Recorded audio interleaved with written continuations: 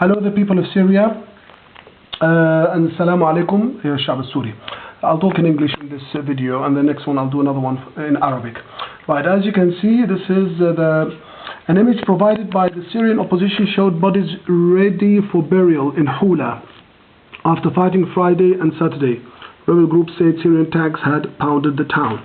So as you know, this has been, all these people have been killed by shelling, by tanks, by Bashar's tanks, and then he sent the Shabiha into the town to slaughter the women and children one by one with knives. They slaughtered them with knives. There is a lot of evidence by human rights groups and also satellite images. I hope that the West and the East will show us these satellite images about the massacres of Houla. Right, it's International Herald Tribune, Monday, May 28, 2012, just for historical reason. I'll come back to this.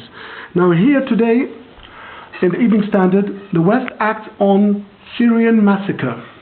So world revulsion at slaughter of children grows.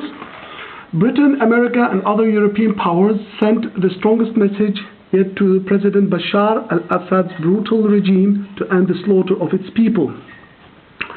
So the Syrian Charge d'Affaires Ghassan Dallah was summoned to the Foreign Office to be told that he and two other senior diplomats had to leave within 7 days.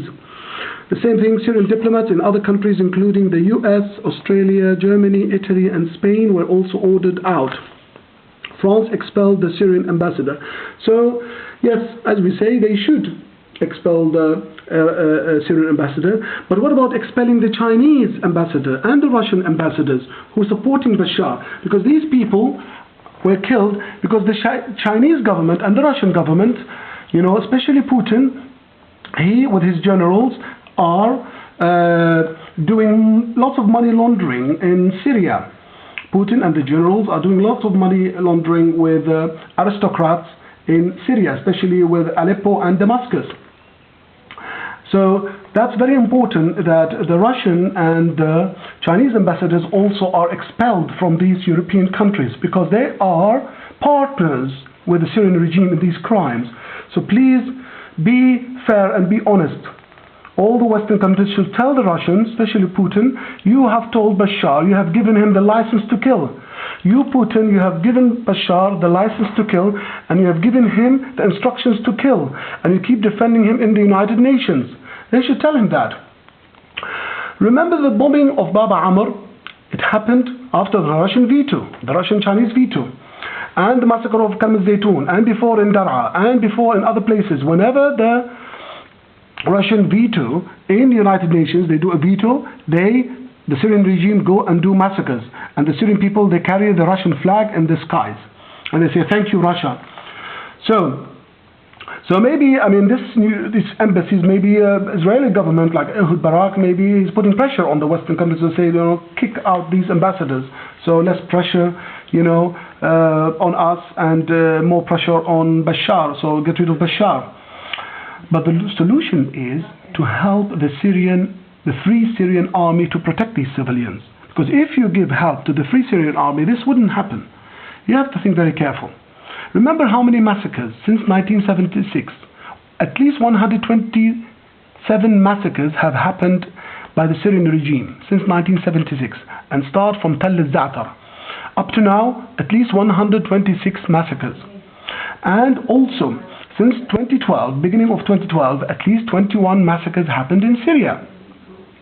And go to the video on the people of Syria, an Arabic one, which is a memorandum of killing 100,000 Lebanese, Palestinian and Syrians. There's a video in Arabic, but it tells all the dates of the massacres since 1976. And now in prisons in Syria, there are 6,000 Lebanese, 6,000 or 7,000 Palestinians and 120,000 Syrians. Why don't the Kofi Annan group do something about them and visit them in the prisons and get them out of the prison? Anyway, you should know that Bashar always does these massacres as a revenge, because, like, as you know, when the poisoning of top military officers happened, you know, the poisoning of his brother-in-law, After that, he planned this Houla Massacre, right? So that's why he's taking revenge from children and babies. So please tell the aristocrats to stop giving Bashar £2 million a week, or even some of them £4 million a week, or dollars every week, by supporting him and by laundering money to him. And some of them, they are friends of mine and they are relatives. I'm talking about very close people that I know. A lot of people in the aristocrats in Syria, they do these things. So please don't be scared anymore. I know the West is scared from Bashar and Maher using the rockets against Turkey or Israel. But as I said, Bashar is very weak. And remember, he's very, very weak. But Russia and China, they tell him that you are strong. And they're playing games with him. And they're using him. And they're going to dump him very soon.